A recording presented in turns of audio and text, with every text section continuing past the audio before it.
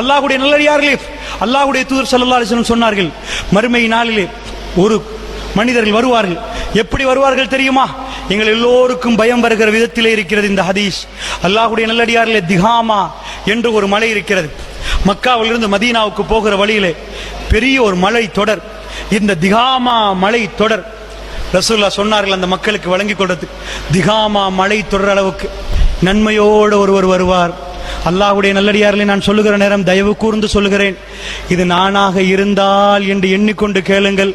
அல்லாஹ்விடம் பாதுகாப்பு தேடுங்கள். அல்லாஹ்வுடைய நல்லடியார்களே, அல்லாஹ் என்னையும் உங்களையும் பாதுகாக்கணும்.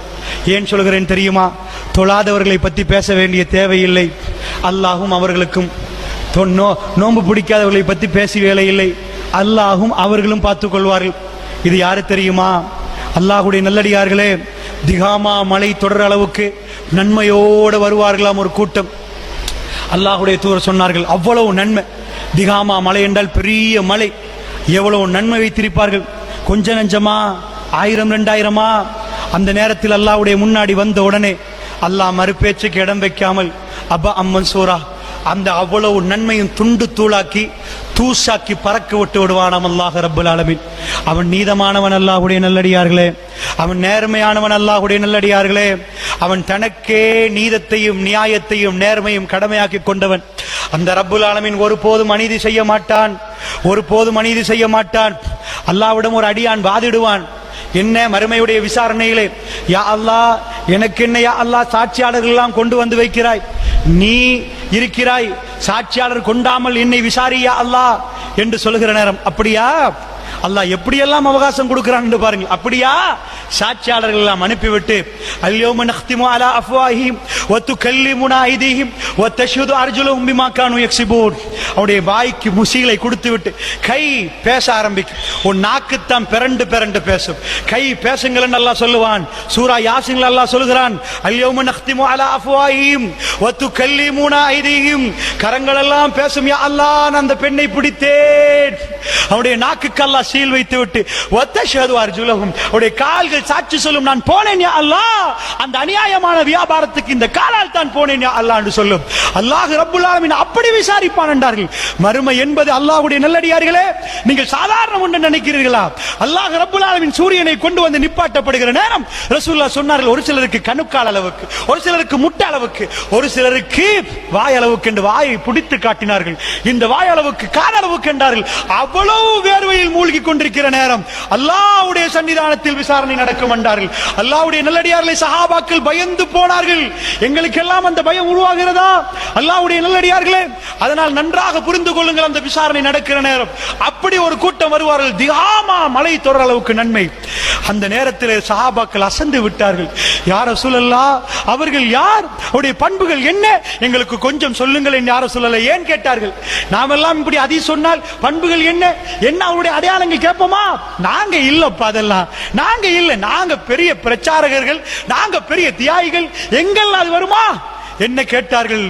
உயிர் கொடுத்த தியாகி, உயிரை திறப்பதற்கு தயாரான தியாகிகள், தன்னுடைய பிள்ளைகளை இழந்தவர்கள், தன்னுடைய தகப்பனை இழந்தவர்கள், ஒட்டுமொத்த சொத்தையும் மக்காவில விட்டு ஒரே ஒரு ஆடையோடு மதீனாவுக்கு வந்தவர்கள், எந்த பொருளாதாரத்தையும் விரும்பாதவர்கள், இந்த உலகத்தில் ரப்புல் ஆலமீனுக்காக வேண்டி எல்லாத்தையும் திறந்து கொடுத்தவர்கள். அவர்கள் கேட்டார்கள் அல்லாஹ்வுடைய தூதரிடம், யா ரசூலல்லாஹ், அவருடைய பண்புகள் என்ன யா ரசூலல்லாஹ், அவருடைய அடையாளங்கள் என்ன யா ரசூலல்லாஹ், அவையெல்லாம் எங்களுக்கு சொல்லித் தாருங்களேன், அதில் இருந்து நாம் பாதுகாப்பு பெறுவதற்கு யா ரசூலல்லாஹ். அல்லாஹ்வுடைய தூதர் என்ன சொன்னார்கள்? இன்னஹும் பிஹ்வானிக்கும், மக்களே அவர்கள் உங்களுடைய சகோதரர்கள் என்றார்கள். அவர்கள் வேற யாரும் இல்லை, உங்களுடைய சகோதரர்கள். இன்னஹும் பிஜில்தித்துக்கும், அவருடைய தோல் என்ன தோல் தெரியுமா? எவ்வளவு தெளிவான விளக்கம் பாருங்கள். அவர்கள் யார் தெரியுமா? உங்கள் சகோதரர்கள் என்றார்கள். அப்படினால் யார்? சகோதரர்களே நீங்கள் பாருங்கள், அவர்கள் உங்களுடைய சகோதரர்கள். இன்னஹும் பிஜில்தித்துக்கும், உங்களுக்கு அரபி தோல் இருக்கிறதா? அதே அரபி தோளில் உள்ளவர்கள் அல்லது உங்களுடைய தோல் உள்ளவர்கள். ரசூலுல்லாஹ் என்ன சொன்னார்கள்? உங்களுக்கு என்ன தோல் இருக்கிறதோ, தோளில் வெறுப்பு, வெள்ளை, கருப்பு, சோப்பு என்று பிரித்துக் கொள்வார்கள். உங்களுக்கு என்ன தோலோ அதே தோல். யஹுஸூன பில்லைலி கமா தஹுதூன, இரவையெல்லாம் நீங்கள் எப்படி தொழுவீர்களோ அப்படி அவர்கள் இரவெல்லாம் தொழுதவர்கள் அல்லாஹ்வுடைய நல்லடியார்களே. இந்த ஹதீஸ் என்னையும் உங்களையும் அதிகம் அதிகம் பயமுறுத்துகிறது. என்னையும் உங்களையும் அதிகம் அதிகம் பயமுறுத்துகிறது. அல்லாஹ்வுடைய நல்லடியார்களே, இரவை நீங்கள் எப்படி எடுப்பீர்களோ அதே போன்று இரவை எடுத்தவர்கள் சஹாபாக்கள் இரவை எடுத்தது போன்று எனக்கு எடுக்கலாமா, உங்களுக்கு எடுக்கலாமா? இறைவனோட கொஞ்சம் குழாவிக் கொண்டே இருப்பார்களே. ரஹ்மான் என்னை பார்க்கிறான் என்ற உணர்வோடு முஹ்சின்களாக நின்று கொண்டு அல்லாஹ்விடம் தேம்பி தேம்பி அழுது அழுது ஓதுவார்களே.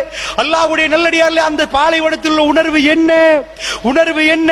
தொழ முடியாவிட்டால் உட்கார்ந்து கொண்டு அவர்கள் அல்லாஹ்விடம் நெருங்குவதற்கு எவ்வளவெல்லாம் நெருங்கினார்கள், எப்படியெல்லாம் ரசூலுல்லாஹ் நெருங்கினார்கள்.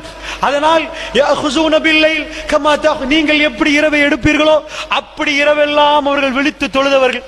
இரவை விழித்து தொழுதால் எப்படிப்பட்ட நன்மை, எப்படிப்பட்ட நன்மை! இதிலிருந்து பேசப்படுகிற நேரம், இந்த ஹதீஸை நானும் நீங்களும் வாசிக்கிற நேரம் அல்லது கேட்கிற நேரம் ஒரு சிலர் எங்களுக்கே சொல்லுவோம், அவ்வளவு இரவு தொழுகை எங்களுக்கு இல்லையே. இரவு தொழுகை உள்ளவர்களுக்கே இந்த நிலைமை என்றால் எங்கள் நிலைமை என்ன என்று மனசு கேள்வி கேட்கும்.